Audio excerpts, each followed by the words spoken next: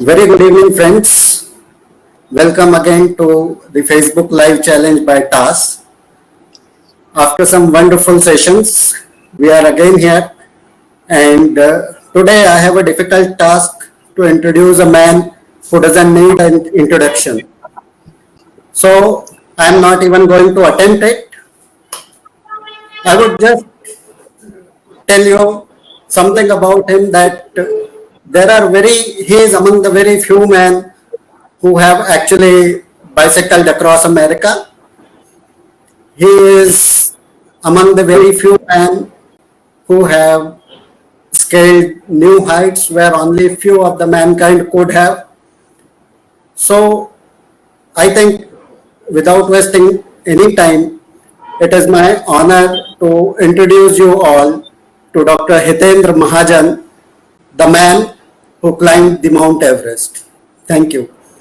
Sir, all yours. Thanks for the nice introduction, short and sweet. First of all, I'm wishing good evening from Ashoka Medical Hospital, Nasik, to all my Facebook friends. And today we are going to talk about my latest mission, that is Sea to Sky. Is my screen visible to all of you? Can you see the screen now? Yeah. So this is the live shot from that time I had taken from the base camp of Mount Everest. Whatever you are seeing as the tents of Mount Everest, and all the time you will see clouds like this. It is surrounded by clouds, and frankly speaking, it is a beautiful place to be there at the altitude of 18,000 feet. This mission always, whenever I'm going to talk about any mission, it is about Mahajan brothers, like myself and my brother, because we had accomplished almost all the missions together. Myself, you know very well. This another person in this picture is my younger brother. He is a dental surgeon and 6 years younger to me. We both stay in joint family together along with our parents. In my mother's house we are staying together, and that may be the reason why it becomes easy for us to pursue the same hobbies. Then let me start, when I took admission in BJ Medical College of Pune in 1988. That time, yes, of course, I was euphoric that I got admission in one of the best college of India.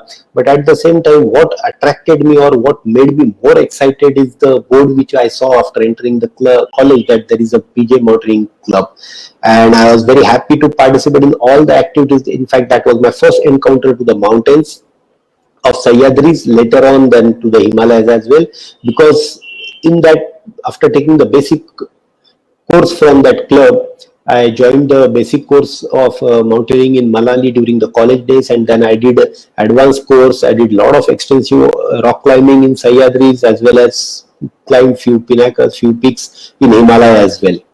Later on, when I was doing college, that time one of our senior, Dr. D.T. Kulkarni, he attempted Mount Everest. In fact, if he would have been successful at that time, let me tell you, friend, he would have been the first civilian to conquer Mount Everest from India.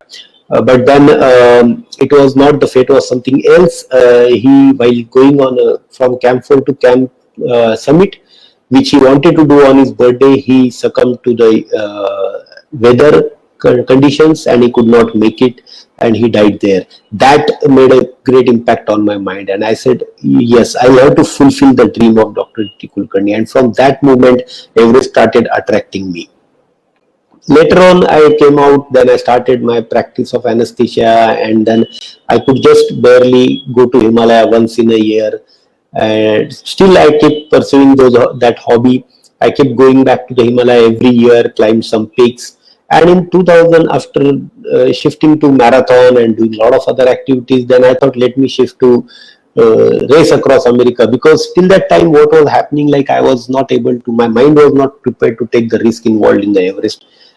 So I shifted to cycling, and in 2015, myself, my brother, we participated, and we not only became the first Indian to complete this race, but we won that race in our category of all men category of 18 to 60 years old by completing this 4,860 kilometers in 8 days.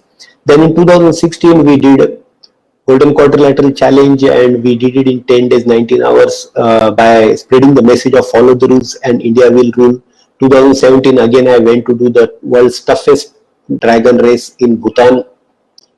And 2018, the Everest was not leaving me, or I was not able to go into that peace, or let me say that I was not able to take out the Everest out of my mind. And in 2018, I told my wife, look, unless and until I go on the top of Mount Everest, I won't be able to at peace at my heart. So I have to at least I have to give it an attempt, and then I could convince all of them. I could convince my mother that yes, we want to go on the top of Mount Everest, and at least we want to attempt it once in our life, that to fulfill the goal. And that's how this idea generated. And as I said, all the activities we do together, myself, my brother. This is the promo video of that Sea to Sky mission.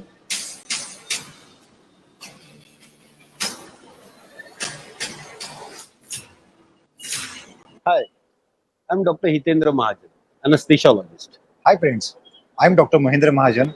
I'm dentist. Sea to Sky Expedition. Unique mission of cycling, trekking and mountaineering. Friends, in this mission, We will be cycling from Mumbai, Gateway of India, from sea level up to Kathmandu, crossing our entire country. From there, we will be trekking to Everest Base Camp. And from Everest Base Camp, we will be climbing the summit, that is Mount Everest. and propagate CPR, that is cardiac arrest life-saving skills. So that's how this unique mission was born. We named it Sea to Sky because yes, our aim was to go on a sky level that is the highest peak in the world, which is 8848 meters. But then, as we are aware that we calculate all the height from the sea level, so we thought that let's start from the sea level and let's utilize the human powered only. Like that's why we combined cycling with the trekking and mountaineering and designed this unique mission. And the ultimate aim of this mission was, as you can see in this picture, we want to take this Indian tricolor flag on the top of Mount Everest, which you can see in this picture at the background. You can see the summit of Mount Everest. Dreams is not what you see in the sleep, is the things which doesn't let you sleep. And that's what happened with us, as said by Abdul Kalam sir. The moment we visualized this dream, day and night we started living it, day and night we started preparing for it. And we dedicated this mission to our sports psychologist. His Bishmaraj Bam in this. He is the sports psychologist he was rather, we lost him last year. He trained Sachin Tendulkar, Virat Kohli, and you name all those, Pankaj Advani, Git Sethi, all of them. And we, as a Mahajan brothers, we found ourselves fortunate to receive a psychological training from him, which helped us not only to won that toughest race in America, but also to conquer Mount Everest. And another person in this picture is a young boy. He succumbed to cardiac arrest and both of them, they lost their lives because of cardiac arrest without receiving CPR, and that created a great impact on my mind. And I thought that let me take this opportunity to create awareness regarding Jeevan Sanjeevani COLS, and that's what I decided to dedicate this mission to.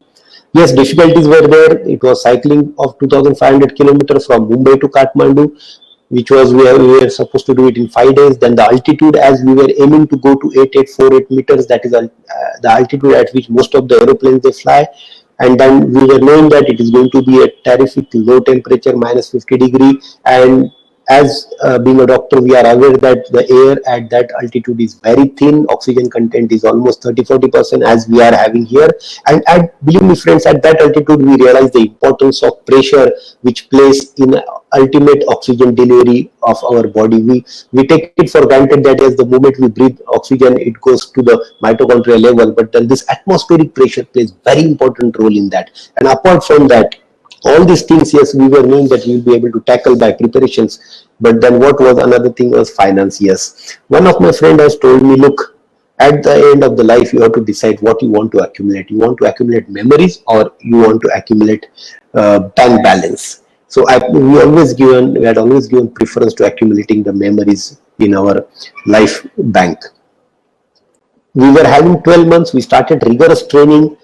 It was like a hill climbing and cycling, both the trainings. As you can see here, both of us, we have a small hill near our house in the Nasik.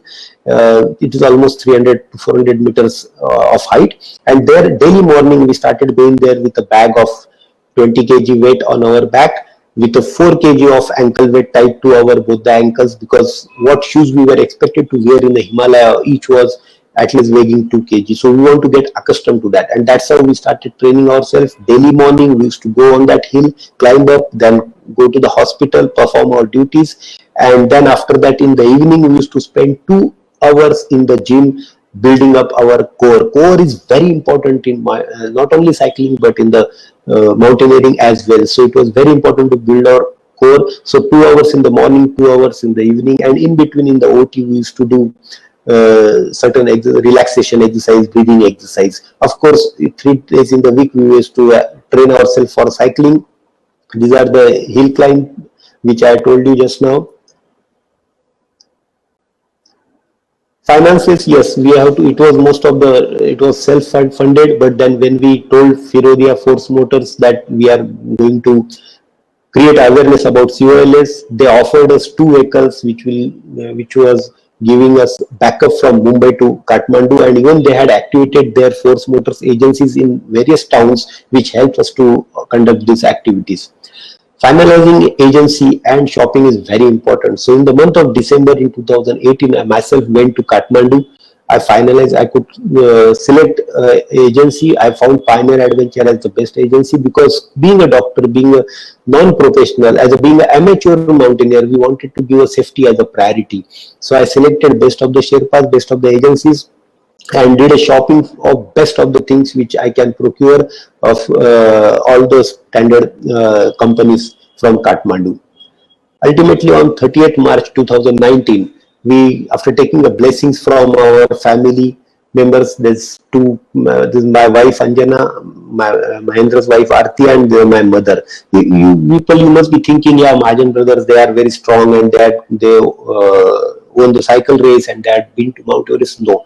If I tell you, if you ask me who is the strongest person in this picture, you will say myself and my brother, but no, the strongest people in this picture is my mother, who has taken that decision and who has allowed both of her sons to go on such mission, and our wives who had willingly participated, helped us to conduct this mission. On first day, that is 31st of March, we started from sea level. From Gateway of India, we were fortunate to have our ISA President Bala Bhaskar and Secretary Naveen Malhotra to flag off us, along with Jiggy Diwate and so many dignitaries. These are our IPS officer friends and media barons. So many wishes were there with us to start. We started from Mumbai. On the way at Gateway, along with the ISA branches, with the help of ISA branches, we could conduct the live CPR workshops on the way from Gateway of India to Mulund, Thane. And first day we reached Nasik, second day we reached Indore, from Indore then we reached to Bina. Everywhere we were conducting workshops of COLS, and we got a good response in the media as well. On 4th of April we were in Kanpur, where we conducted the workshop, in Lucknow also at 3-4 places, and we didn't expect that on 5th day when we entered Nepal, at Nepal we were requested to conduct this workshop at 3 places, at Butwal, at Bharatpur and in Kathmandu. So that's how we reached, that's how we completed successfully the first part of our mission, that is from reaching from Mumbai to Kathmandu on a bicycle covering 2,500 kilometer distance in 5 days. We conducted almost 25 COLS courses and distributed 25,000 color pamphlets to create awareness. After that, once we reached at Kathmandu is almost at the altitude of 1400 meters, and from here onwards our journey towards 8848 meters was going to be a fast, but at the same time it needs to be stepwise approach, because as a doctor we are aware that acclimatization is very important, and exposure of our body has to be there at that altitude to get used to that altitude, that pressure, atmospheric pressure, and that oxygen level.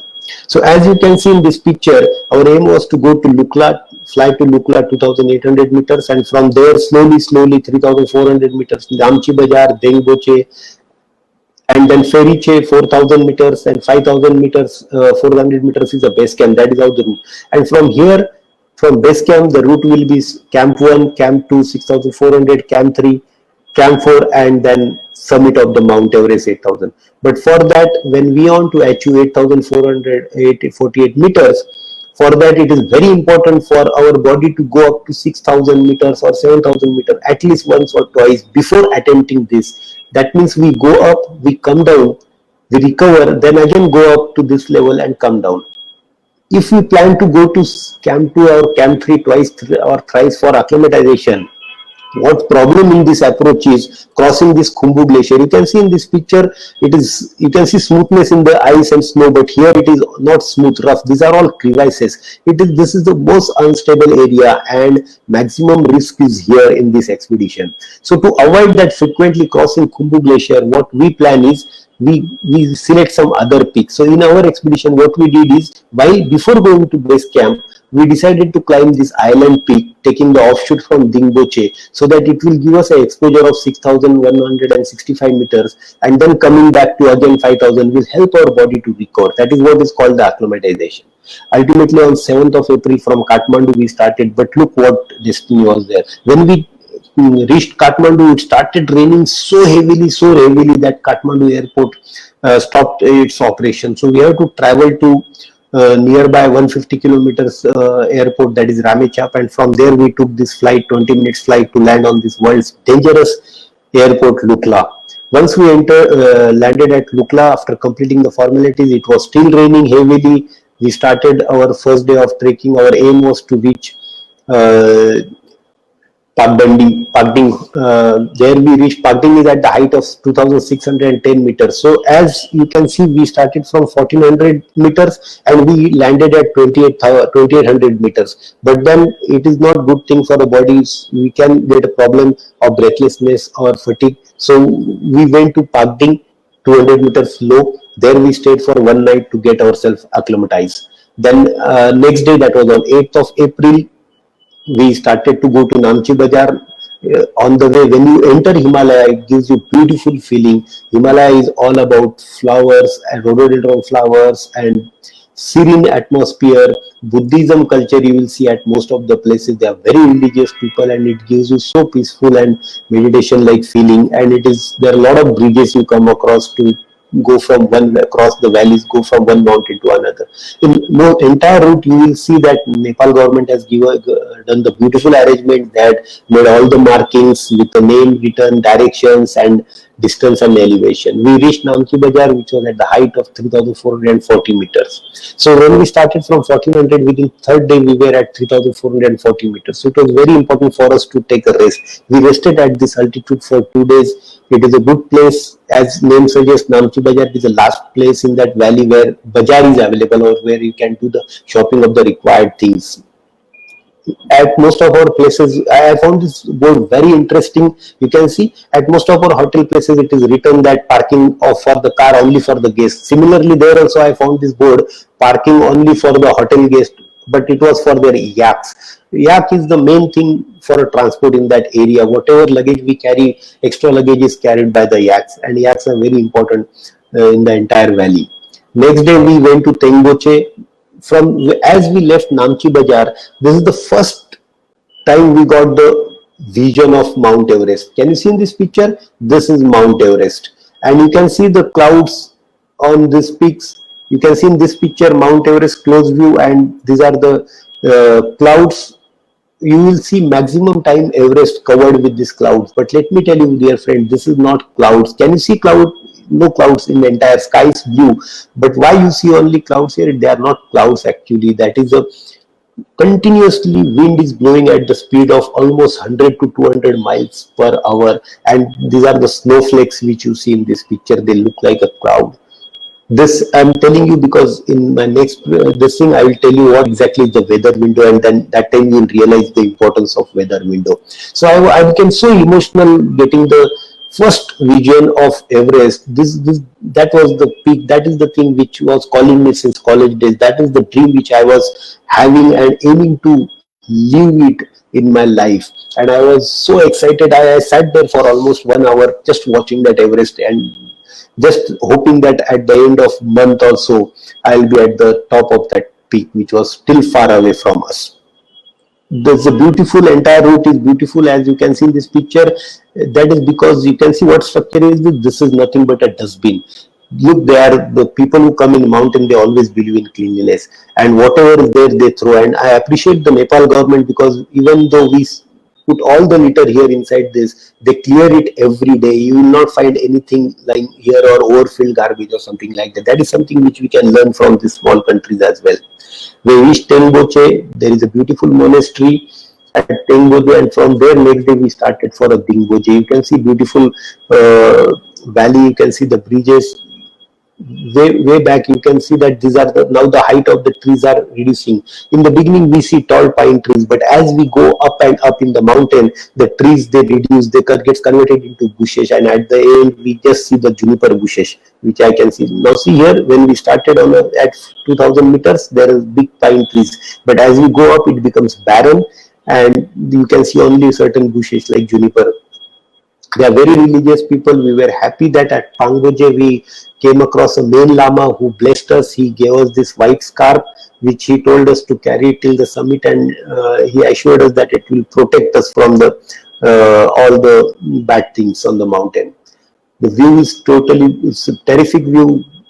You will see a lot of chotens there on the way with a beautiful, colorful. These are all prayer flags. They have got a very high importance in the Buddhism culture, and this is the Amadablam mountain. Our entire route is circulating around this mountain, where the Everest is behind that mountain, Amadablam mountain. This is Emza Valley. We entered at Dingboche. As I told you, our aim was to go to Island Peak before going to base camp. That is for getting acclimatization. So when we reached at Dingboche, it was very good. Weather was good.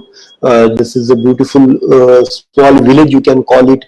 And from there, next day when we started going towards Island Peak, again, as I told you, in Kathmandu we were welcomed by heavy rain. Here, when we were trying to go to Island Peak, we were welcomed by a heavy snowfall. It started. We are on the glacier on the way towards base camp of Island Peak, and started snowing.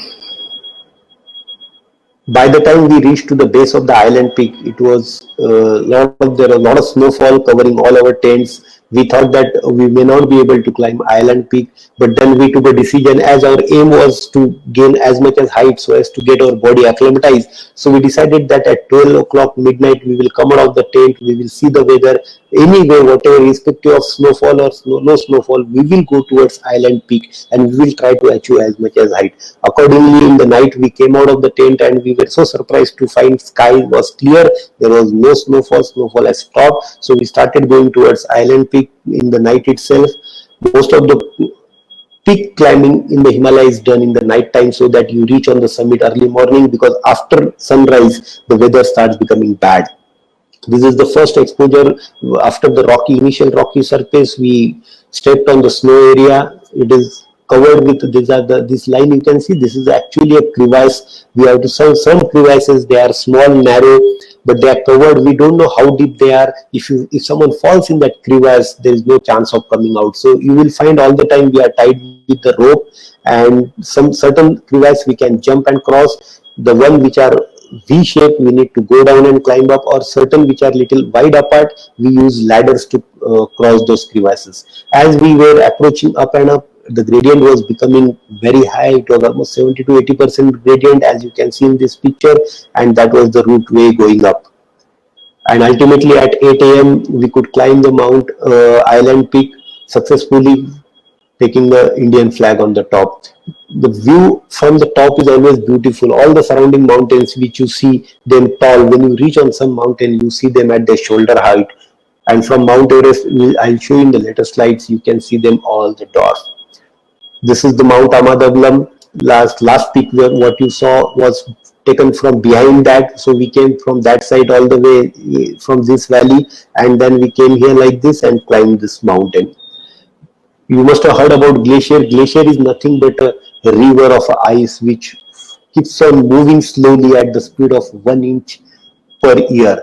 But then that slow speed creates a lot of cracks. These are the cracks, you can see they are visible. This is black ice, because every time there is a fresh snowfall and then some certain rock fall takes place on this from the surrounding mountains. It's covered with again fresh snowfall getting converted into a black hard ice, and these are nothing but a crevasses. So this is a close view of glacier.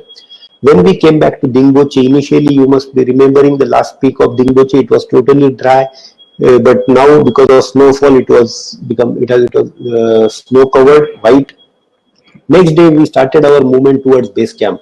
On this way, when we were going towards Lobuche, we come across this memorial site. There we could see the memories, the chotens erected in the memory of many climbers. In last 65 years, some 3,500 climbers, they lost their life while attempting or while descending down on the Everest. And almost in everyone's memory, their family members or their agencies or their Sherpas, they had erected this memorial. We stopped there, we prayed for all the souls which has all the people, all the mountaineers who has lost their for their soul, and then we went ahead. You know, friends, when we plan any activity, any mission, we try to read the success stories of all those missions. We try to talk with the people who become successful.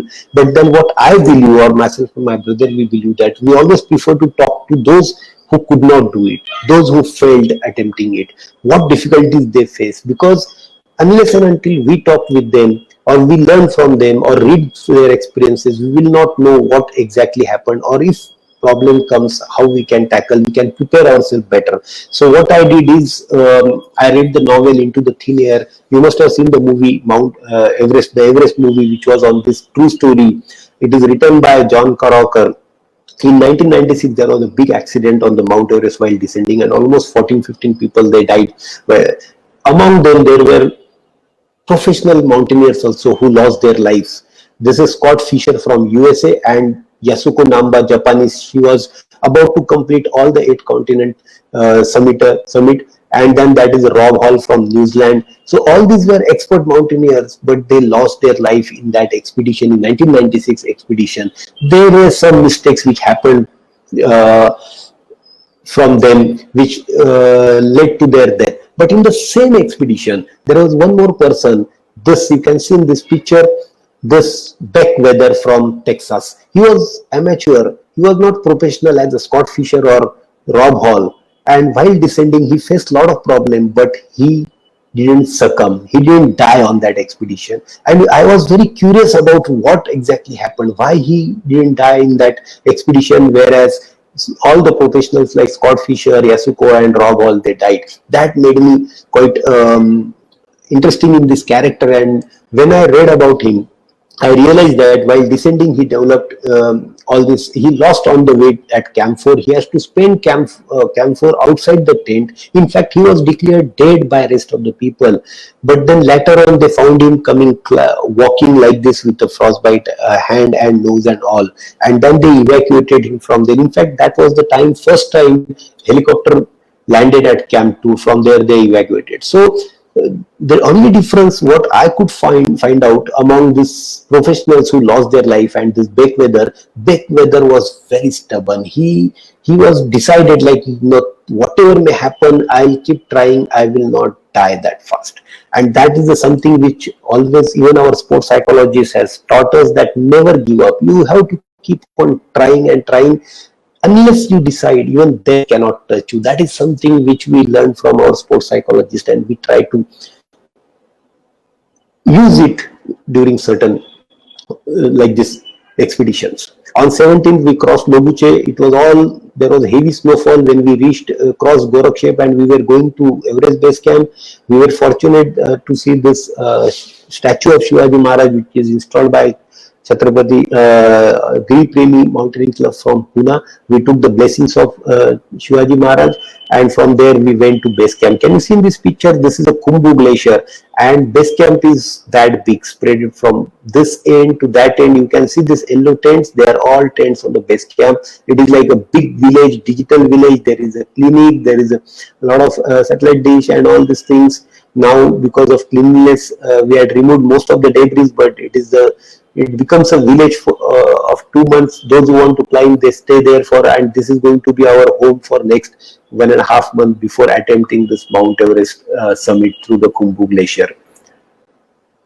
So when we reached the base camp, it was like this. Our agency's base camp, we could find it. It was at the far end of the base camp. We reached there, and after that, from 18th April for next month, what we were expected to do at base camp was daily morning. We were expected to train ourselves for crevasse crossing and ice climbing and all these things. Then go up to Camp 3 once for height gain, come back, recover, and then at the end of 1 month, when we will get a good weather window report, climb ourselves on the top of the Mount Everest. So these are the pictures where we was training ourselves for crossing this ladder crossing and crevasse crossing and all. This is a small video of it. This is how we we climb ice walls with the help of this is how we descend. This is called rappelling. You can see the crampons and all. So daily morning after breakfast, we go in the field and train ourselves. As I said, Buddhism is very religious like us people, so prayer is very important. And before attempting Camp 3 height gain, there was a big ceremony arranged there at the base camp, and we performed a lot of puja with the help of lamas. This is the entire team. There were climbers from USA, Don Cash, there was climber from Poland, there were climber from Singapore and China and all, and these are all our Sherpas we were supporting us.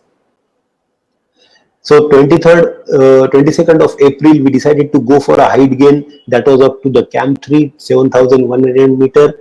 So that will give us a good exposure and good accommodation for our body. Even though in spite of all the training, actually when you go in Khumbu Glacier and when you see this crevasse and when you keep your first feet on that ladder, it really scares you a lot. But we could overcome all this thing, and we started climbing Khumbu Glacier. This is the very famous or infamous Khumbu Glacier on the way from base camp to Camp 1. You can see this hanging glacier. Beautiful sight indeed. Cracked glacier, but one is not supposed to wait here for long. So this is the quick video of it.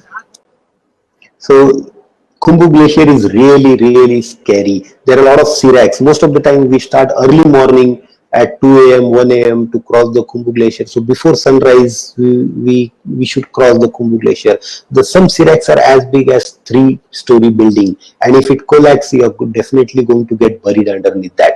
And this type of ladders we use to cross the crevasses. All the time we are roped up. This is seat harness. You can see our self anchor is all the time attached to the rope. So even if we fall down, we slide till this end of the rope and we can regain back. If we are not attached here, you can just keep on slide down till this crevasses and get disappeared yourself.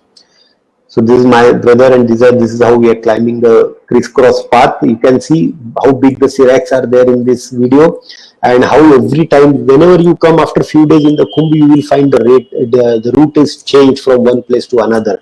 This is how you can see going up like this. You have to tackle each crevasse and then you have to keep on climbing.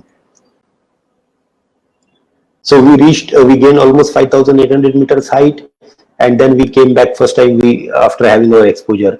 As I told you, there was a clinic at the base camp established by Canadian Hospital, but the consultation was free, but the medicine was very costly. Even a strip of a crocin, they used to sell it for $20. Everything is in the dollars in Nepal, for at least for trekkers and mountaineers. So it was very expensive, but we being a doctor, we were fortunate that we were carrying a lot of medicine with us as a sample medicines, and we used to conduct a parallel OPD, with the difference that we used to distribute free medicines to all the Sherpas, all the climbers. So equally it was like we were running a parallel OPD at that fetched us lot of goodwill among the entire base camp, and we were very satisfied that yes, at that altitude there we could teach the people COLS, we could create awareness about, and at the same time we could treat the people by giving free medications. This is a Khumbu Glacier. We went to Fumori Peak for height gain. Opposite there is one mountain called Fumori opposite to it, and then on 29th we went for a final rotation to go up to climb 3. As I said, again there is a change in terrain.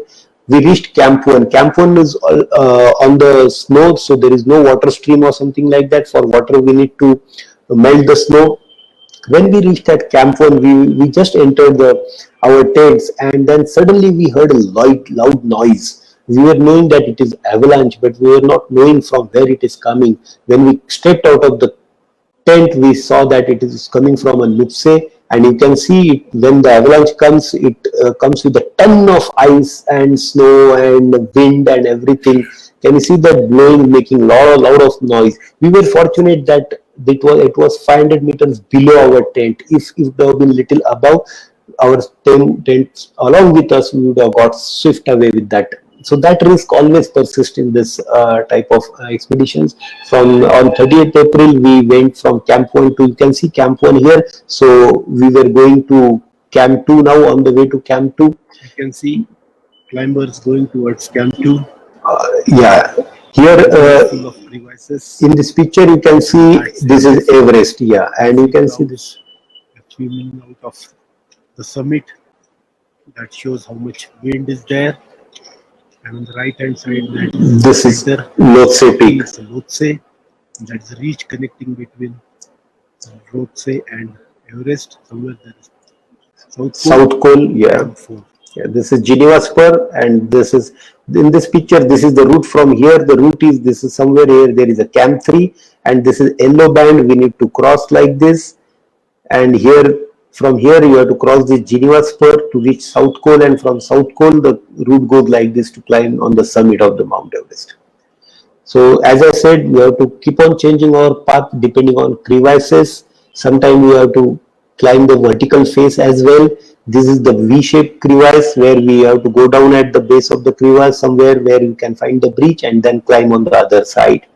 As I said, from 1996 onwards, the helicopter started coming regularly at the Camp 2. And Camp 2 being on a rocky face, there was a water flowing stream, so it is another, after the base camp, it is another camp established camp where we can have a kitchen tent and where we can cook and all, because water stream is available. From there, on 2nd May, we went for a height gain. This is where the Camp 2 was. We started going to Camp 3. This is the base of Lhotse face, and from here suddenly the gradient is almost 70 to 80 degree. In this picture you can see, this is my brother, this is myself. We are climbing this Lhotse face. It is very risky face in the sense the gradient of this face is almost 70 to 80 degree, and it is sheer hard ice, blue ice, where even these crampons, this nails, they find it difficult to get hold. You can see few of the climbers climbing from the base, and they are coming from here, from Camp 2 like this. You can see this climber here in the row. So we were on our height gain. We came back, it became so windy all of a sudden, we were not realizing what exactly is happening. We came back to Camp 2, and when we slept in our tent, we realized that there was a lot of wind. You can see, because of this wind, throughout night, I could not sleep. I was continuously, myself and my brother, we were watching that hanging goggle. It used to fall down. Again, I used to keep it up. That goggle, it used to fall down. Again, I used to keep it up. Like that, we passed that night. We were not realizing what exactly has made this weather go bad. Next day morning, we hurriedly got up. We just took whatever we can with us, and then we went down to Khumbu Glacier. This is the Khumbu Glacier. Descent You can is see also a huge risky. ladder, and Hitendra is now at the base of the ladder and he's disengaging his anchor, and this crevasse goes down here, and you have to come up here.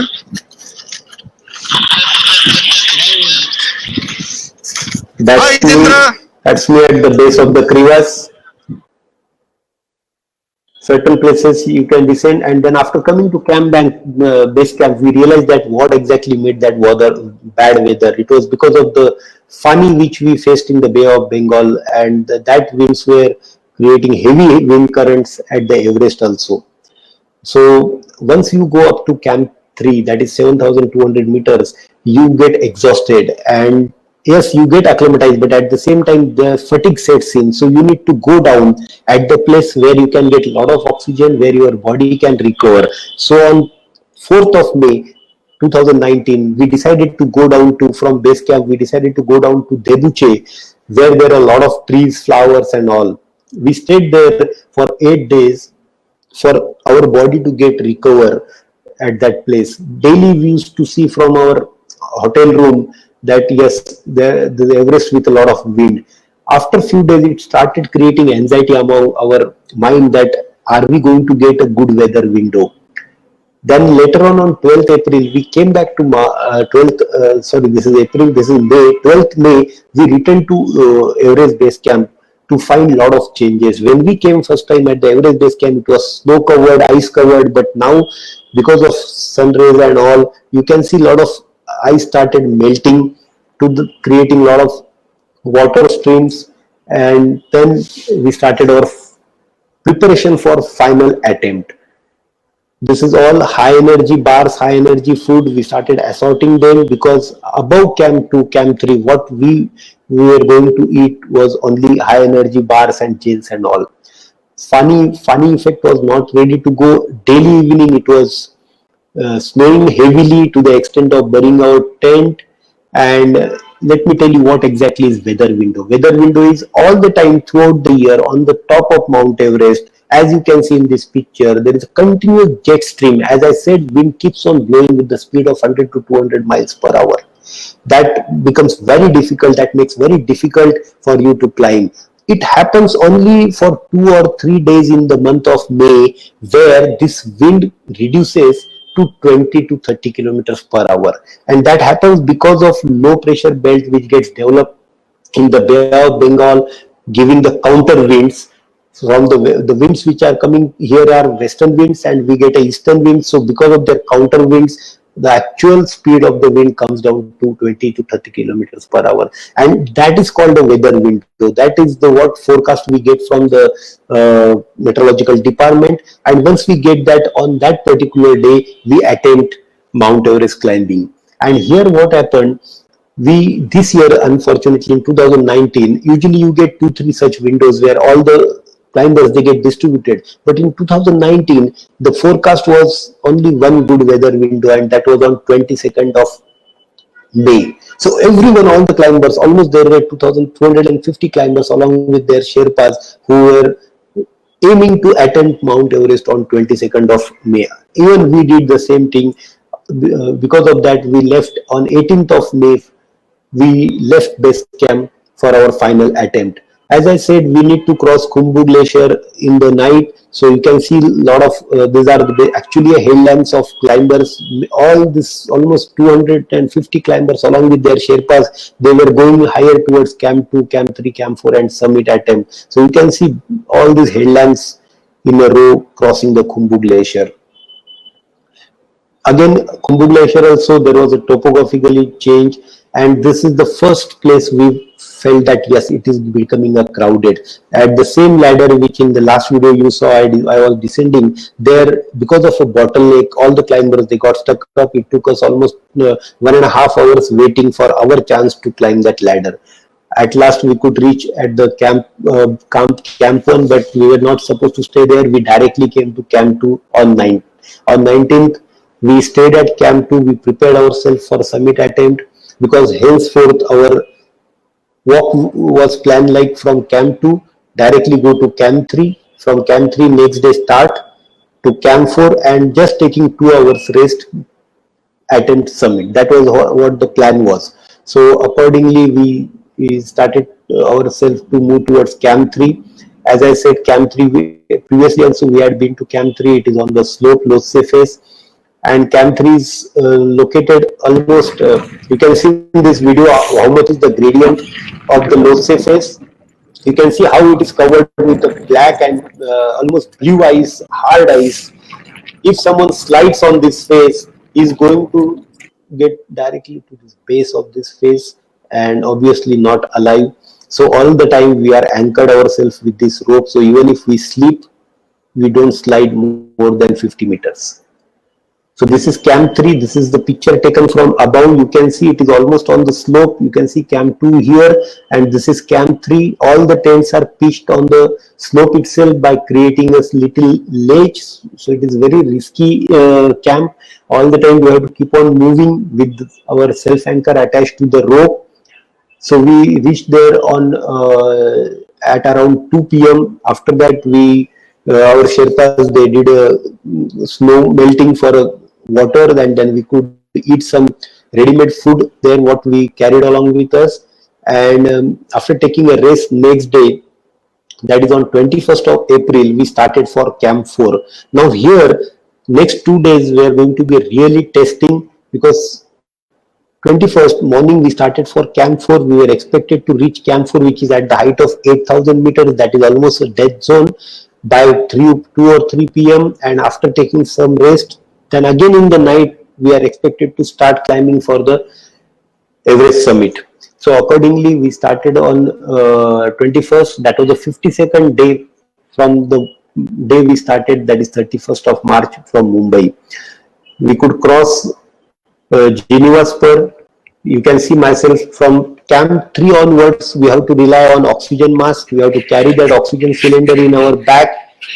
It is very exhausting to climb at that altitude. For every step, we have to take 3 to 4 breaths and then only take one step. And all the climbers, they are in the same boat. So you will find all the climbers climbing slowly, trying to go up. This is the Lhotse face. This is the Geneva Spur. You can see Camp 2 below in this video.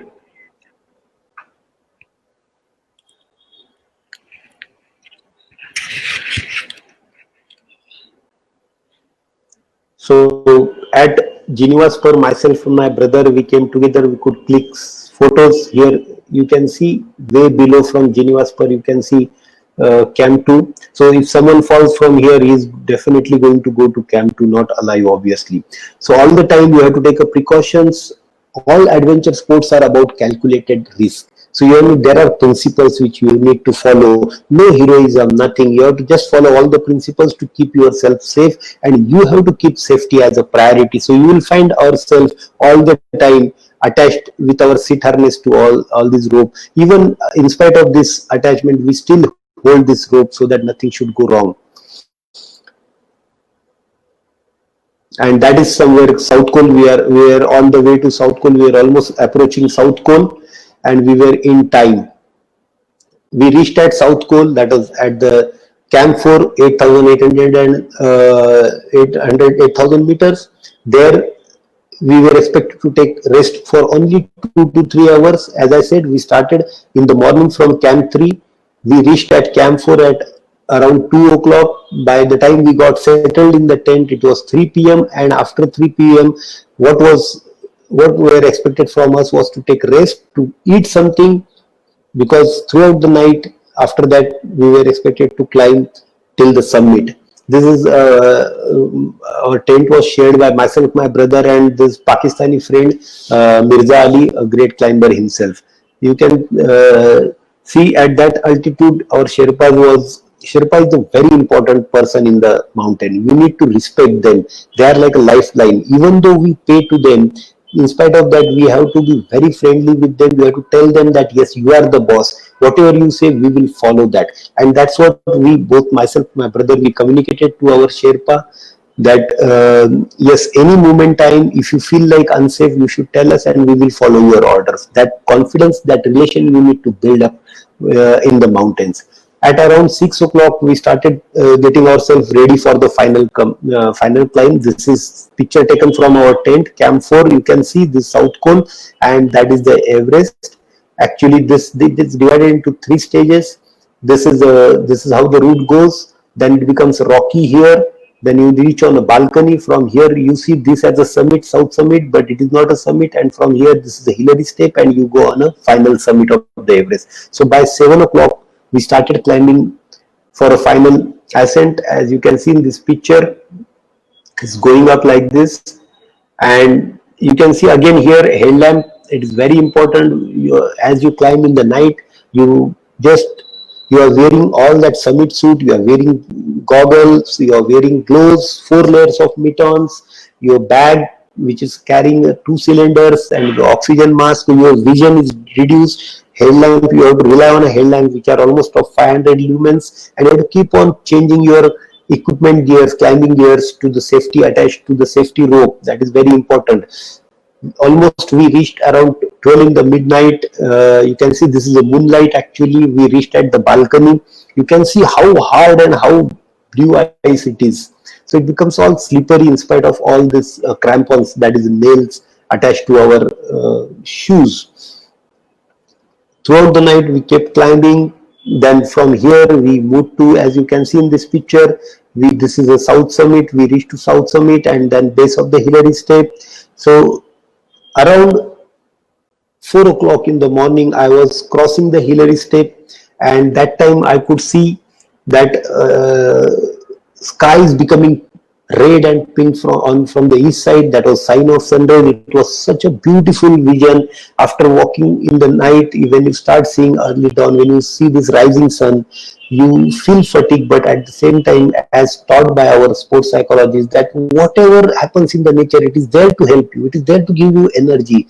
So this rising sun, myself, my brother, we prayed to this rising sun. We started extracting as much as energy from this rising sun, and we started climbing towards summit.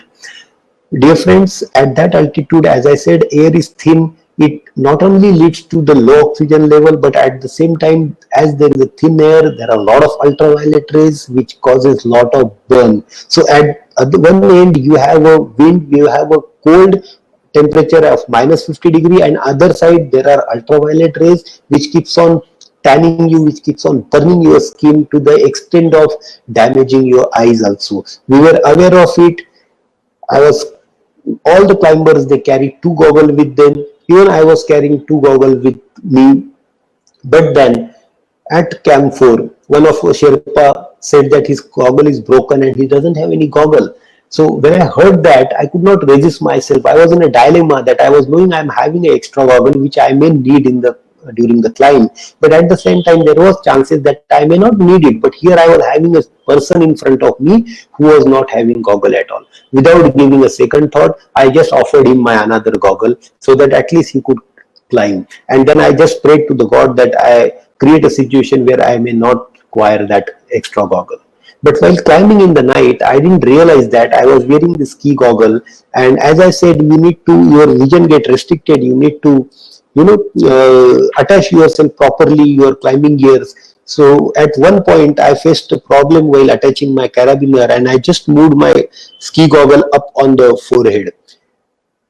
And then I didn't realize it for next 10 minutes or 15 minutes. And then when I realized that in the night also I was not having my goggle on my eyes, so I just tried to pull it back, and then I realized that it got crusted because of wind. So it was useless for me. It obstructed my entire vision. So I was like not having any goggle, not able to wear it. And in the snow, when you climb like this, even though there is no sunlight, there are very high chances that you get snow blindness. Though it is temporary, but it can be a problematic on such situation. I was just scared about it. I was just praying that, oh God, don't let me happen snow blindness. And I was climbing up. But when I reached Hillary Step, that moment I realized little burning in my eyes. And I was very happy that I saw Mahendra coming. Mahendra was a little faster than me, so he went ahead. He climbed mount. I came across. He was coming down on a Hillary Step, and I asked him, "Do you have an extra goggle?" He said, "My goggle also got crusted, and what I am wearing now is an extra goggle." So I said, "Forget it." I just prayed to the God that okay, let this snow blindness doesn't happen to me. That is the beautiful view you see as you climb up and up. All these mountains which are like a towering around you while you come to the base camp, you start seeing them dwarf.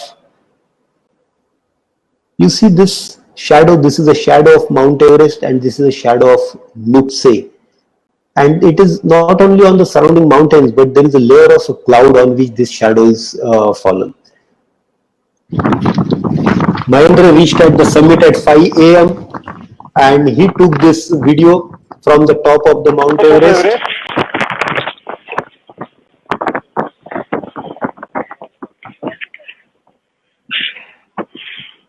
This is the Tibet side. This is my Sherpa, Dawaji. Hello, this is top of Mount Everest. This is Expedition C2 Sky. Thank you, Force Motors, for sponsoring us. And proud to be an Indian. Thank you very much. So at 5 a.m., my brother Mahendra reached on the summit. As I said, there are a lot of problems which keep us facing, whatever, even tears or whatever our humidified fluid which comes out of our oxygen mask, even that gets frozen, spoiling our zip and everything, which we cannot remove the things which if you want something at that temperature. So at on 22nd, that is 22nd of May, 5:30 a.m., my brother Mahendra reached on the summit. That was 53rd day since we started from Mumbai sea level, and at 8 a.m. I reached on the summit following him, and that was really greatest moment in my life. That was like a dream coming true. When you are at that altitude, believe me, dear friends, you just feel euphoric. You just feel that, yo, yes, I achieved it. The surrounding, you feel like you are near the God, you feel like you are near the heaven or whatever. So far we just hear about what exactly is heaven, but then you start getting that feeling what exactly is a heaven. You are at the same time, you are crying, you are laughing, you are enjoying, you are euphoric, you don't know what to talk. So exactly, it is very difficult to describe in the words what exactly is the feeling.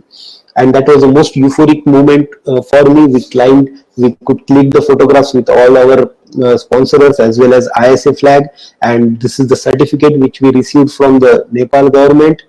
As I said, you can see shadow from the top. This is Everest shadow, this is Nipse shadow, and these are all clouds, and you can see surrounding mountains which are way below you. That is something, a great feeling. And after going up, it is very important to come down. Then only you can say that yes, your mission was successful. And the thing which I was fearing happened.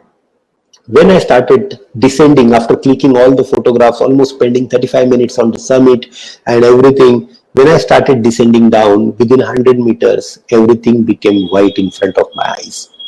The fear of snow blindness had become true. For a fraction of a second, I was like, yes, that's the end. Now from this height of 8848, climbing which I had climbed all this treacherous path, difficult ridges, definitely I won't be able to go down blindly.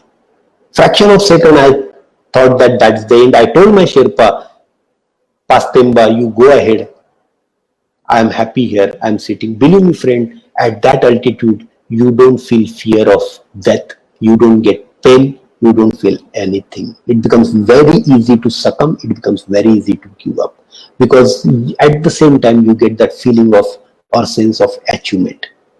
But then within that, my Sherpa became panicky hearing me saying like this. But within that next moment, I saw my face of my son. My son, who is now 18 years old, who is a national cyclist representing Maharashtra state at national level. When he was born, within 12 hours, I had to put him on a ventilator. For next 3 days, at the age of 10 hours, 12 hours, for next 3 days, he was fighting on a ventilator, and he came out of that. That thought came in my mind. And I said, if my son who fought all this out at the age of 10 hours, if he can fight that, there is no reason for me to give up. I have to go and try and go back to them. Do whatever. Even if I fall in a valley while attempting, at least I will be satisfied, or at least people will say that yes, Mahajan tried his best. But just sitting here, definitely the end is death, which I never wanted to. I just got up, I told my Sherpa, let's go down. He said, he became so euphoric listening me talking like this. Fraction of a second back, I was saying that you go, and now I'm saying that let's go. He said, sir, believe me, we will go down. I said, yes, I have a full faith in you. And you know what he did then? He took my self anchor, he attached it to himself, and then he started guiding me. Yes, initial few steps was very difficult for me. I was not knowing what exactly is happening. Everything is white. I could hear my Sherpa walking ahead of me. But believe me, friend, you must have heard Shah Rukh Khan saying that अगर तुम कोशिश करते हो तो सारी कायनात जुट जाती है तुम्हें help करने के लिए. Same thing happened with me. We have so many senses we never utilize. That time I realized that we utilize only 10% of the powers which are given to us by a God. 10% of our brain. Brain has got a tremendous ability to adapt to the situation. That's what happened with me. When I took initial step, it was definitely difficult for me. But as I was taking more and more step, I realized that yes, it is not that difficult. I could hear my Sherpa, who was few meters ahead of me. From the voice, I could sense that how much below he is, or from the I used to keep my heel first and then I used to slowly take my toes down. From that I used to guess what is the gradient of snow or ice or rock face underneath me. From the wind and from the voices of the other climbers, I used to get the feel that yes, the cornice is on my left, the valley is on my right. And accordingly, I started getting adapted to the situation. I started walking. Yes, I was afraid of Hillary step. I was not knowing that how I am going to go down that 90% gradient Hillary step.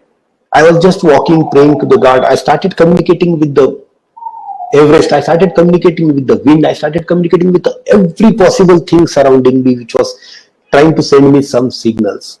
And after half an hour, I just asked my Sherpa, how are we going to descend Hillary step? And you know what he said? He said, sir, Hillary step to कब का हम पार कर चुके हैं. And that boosted my confidence. Yes, if I can cross Hillary step, now nothing can stop me going to Camp 4. And from there, I was doing that this snow blindness is temporary thing. It will last for 24 hours. So I have to overcome that for 24 hours at last. This is the ridge which I was scared of descending. And it's not like I didn't tumble. At some places I fall, I had a problem, but then just communicating with the surface and surrounding, I could overcome them. And in that windy weather, in the reverse fashion, I could descend myself on the road. So what was giving me power? It was the power of love and blessings which all people that time were praying for our success, and that was coming in a form of vibration, in the form of positive vibes reaching to me and empowering me to tackle all those difficult situations. On 23rd May, that night, it took me 10 hours to come down. I started at 8:30 in the morning from the summit, and I reached Camp 4 at around 8 o'clock. Usually, a climber takes 2 hours to descend the distance, but being a blind person, I took 10 hours, and that led to overexposure in that altitude. But I could come to Camp 4, I rested for a night, and next day morning, I was very surprised to find my brother. My brother came back to Camp 4 at 1 o'clock in the afternoon. My Sherpa was telling him to go down, but he refused. He said, no, let my brother come. Let my elder brother come, then only I will go. I don't know where exactly he is, and I will not leave Camp 4 till he comes. He was there waiting for me. Then next day on 23rd, together we descended from Camp 4 to Camp 2. When we reached at Camp 2, that was around 7 o'clock, 8 o'clock. That time I realized that my fingers are getting numb. And that time I realized that it happened because of overexposure. Even though I never removed my gloves, it happened because of overexposure. And that scared me. At that Camp 2, my Sherpa, he gave me hot water, warm water to dip my fingers. Next day morning, we were evacuated by a helicopter from Camp 2. So at Lukla, like this, my fingers become bluish, though in spite of rewarming, and it was not helping, but I never thought that they'll become that bad. I was very happy, euphoric to successfully complete the mission. So on 24th, I came back to Lukla by helicopter. On 25th at Kathmandu, I was surprised that my wife Anjana and my friend, my batchmate Dr. Samir Chandratre, Rajesh Walekar and all, they came to receive me at Kathmandu, because even they started worrying about our return journey. And there we got advice that I need to take a prostaglandin E1 as a vasodilator, but it was not available in Kathmandu. So look how the friends they come. If you ask me what is my biggest asset in my life, they are my friends. And that is the biggest asset which I could accumulate, I could gather, I could get in my life. So how friend plays important role, let me tell you. At Kathmandu, when we realized prostaglandin was not available, immediately my friend, he booked a first flight, and he contacted another friend at Delhi at Akash Hospital as a physician. He said yes, that injection is available. And then we went to, on the same day in the morning I was at Lukla, by evening I was in Delhi receiving the first dose of prostaglandin E1, and then on 26th we reached Nasik, and rest of the 4 drugs I took them at Nasik. But was the ordeal over? No, not at all. After 8 days, my finger became like this in spite of all the injections, all the therapies, all the treatment, and hyperbaric. On 2nd of June, when I realized this, while sitting in that chamber of hyperbaric, I used to think that what is going to happen with me? How am I going to deal this? How am I going to perform all the things expected from an anesthesiologist? But that day I decided, no, I'm not going to give up like this. By that time, what happened was I stopped feeling any sensations in my fingers. I was not able to perform any fine activities. And next day when I went to hyperbaric chamber, I carried a small things with me like a peanuts. It took me half an hour to pick one peanut from the floor and put it in my palm. But then after half an hour, I gathered that sensation. Initially, I was not knowing how much pressure to apply because there was no sensation how to hold it. It used to slip every time. But then I could pick up that after. As I said, our brain is a phenomenal organ. It gets adapt to any situation. Then next day I got a smaller things like buttons, and then third day I got a syringe and needle, and the third day, that is 8th of this thing, I could apply needle to the syringe, attach it, pull the plunger back and all these things. And believe me friend, 26th I came back, but on 10th of June I joined my hospital, and with this black finger itself I could perform all this spinal, epidural and sonography guided block in the OT, and that day I felt good. Yes, now I can work back. Later on 2nd of August, I underwent surgery. Most of the plastic surgeons, they know my case, but then I was fortunate to again having a good friend who is mountaineer, who taught me about mountaineering, but he himself being a plastic surgeon, he said, Hitendra, I'm going to give you maximum length. And what he did is he operated my these two fingers. He said, these are the two fingers which you will require maximum. So he covered them with a free flap, this thinner flap, this skin. He did a free flap microvascular with nerve anastomosis. So I'm having a sensation back, and then this left hand three fingers, he put them in a groin with abdominal flap, and they are having now abdominal skin. So 22nd I underwent the first operation last year, and 22nd August again I joined back to my work with fully healed fingers. So what we could achieve out of this mission, we could not only successfully completed this unique mission of sea to sky, but apart from that, Mahajan brothers, myself and my brother, we could set a certain records for our nation. So in the world as of now, there are only 3 people who had done race across America also, and who had climbed Mount Everest. And out of them, one is Wolfgang Fasching from Austria, and rest 2 are in front of you, Mahajan brothers. Another record is descending Everest blindly. So far, there was only one person, Brent Dickinson, who descended blindfoldedly from Everest alive, and another one is Hitendra Mahajan, who is in front of me. So with God's grace, with the blessings and with the wishes from all the friends and our family members, we could achieve this success. So with a you can do it attitude, determination, never give up, which was taught by us, and disciplined approach, we can do it, and we can transform this impossible word into I am possible. Thank you very much.